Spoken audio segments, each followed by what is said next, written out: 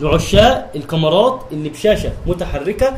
الكاميرا دي موجوده عندنا، الكاميرا دي اسمها كاميرا نيكون دي 5300 ما شاء الله عليها. الكاميرا دي موجوده عندنا كسر زيرو ومميزاتها حلوه قوي.